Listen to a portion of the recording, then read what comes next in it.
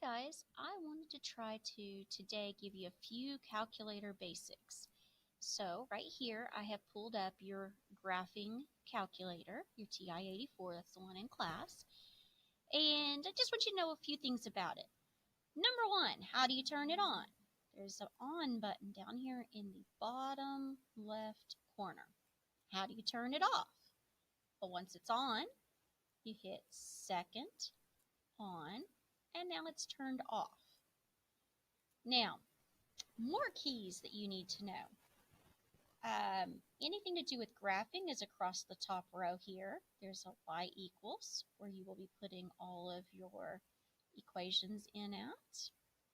There's a window where you'll be changing the domain and range, the size of your window to graph. There's a zoom. Zoom is going to move it in and out. The standard window, if you want to put it back to normal, is number 6. There's a trace where you can take your graph and trace along it. You can take your little arrow keys and move your little cursor along, and it tells you the points along the way. There's graph, where you see the picture of the graph. Some more keys that you need to know. Down here at the very bottom are all the number keys. There's a difference between negative sign and subtraction. Subtraction is for just taking and subtracting numbers, like add, times, divide, subtraction, all those. Negatives are what you put in front of a negative number. So let's say I wanted to do 3 minus negative 2.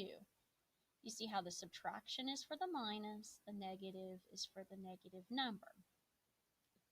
So some basics there. There's parentheses, so if I wanted to do something like I want to take 3 times 2, and I didn't want to hit the times sign, you can use parentheses like that. There's lots of uses for parentheses. The X button, he's right here next to alpha. There's how you put an X. Use that button. I know you see down here all these letters above. Don't use them. Use X. He's right next to the alpha. The other letters on there, as you get more advanced classes, you'll be using them. Let's see, some more buttons you need. Clear. Clears everything. That's a great one. How about delete? Let's say I want 9 times 8 plus 7, and I hit 6. I wanted to add 7, so I go back over it, and I can hit delete, and it'll actually get rid of whatever I want to delete. And then I can type what I want. Enter is like equals. Let's say I want to square something. 4 and this x squared squares it. So 4 squared is 16. The exponent keys, let's say I want to cube something. Now there's other ways to do this, but I'm going to show you the basic way right now. Let's say I want 2 to the 3rd power. That to the key, it's right under clear.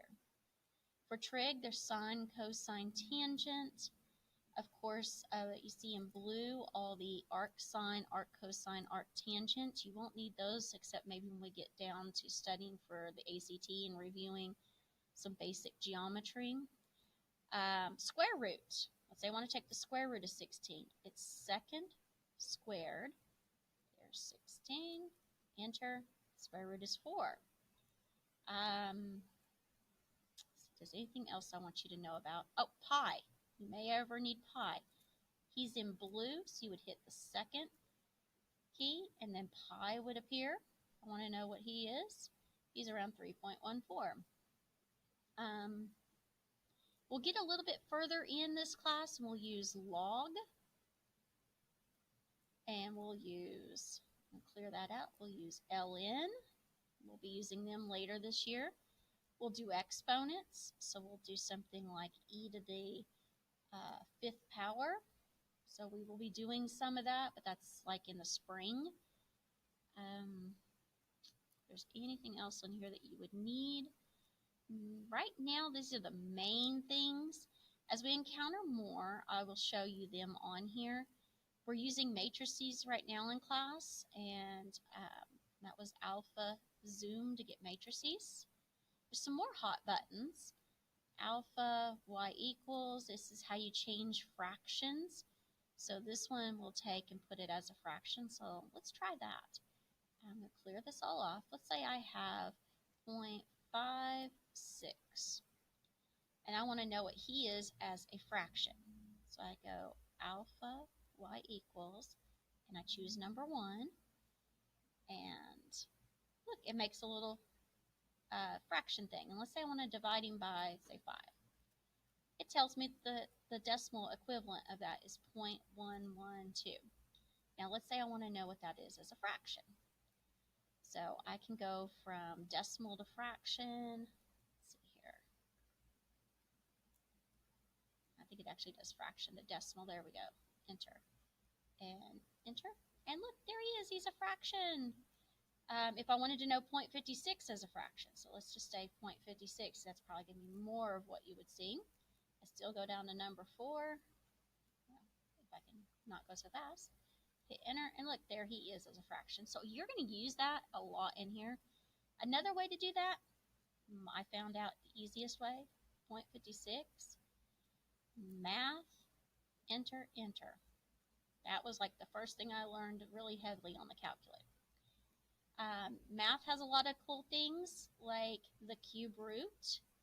We'll be using that later. So if I want the cube root of, say, 27, it's 3. Of course, the more hot buttons, we already know alpha zoom, alpha window gives you absolute value. Oh, that one would have been helpful if you, like in our last unit, let's say I want the absolute value of -6. It's 6. What else is under there? These are calculus steps. You won't need them. Log, we'll be doing that later this year. This is for any roots like square root, cube root, or anything higher. You won't use a lot of that in here, but later on. See, alpha trace. This is for different y values that are under y equals. And then, of course, there's graph.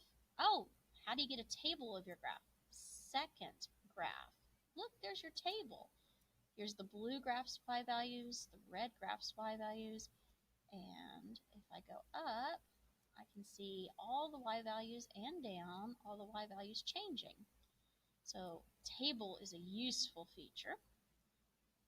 And if I ever get into something and I want out of it, second mode. It has the word quit up there, and it'll take me back to the main screen, and of course clearing it. So those are some basics that you would use in this class, and I just wanted you to kind of have a little idea. As we get into more things, I will show you how to use them. Well, there is some calculator basics.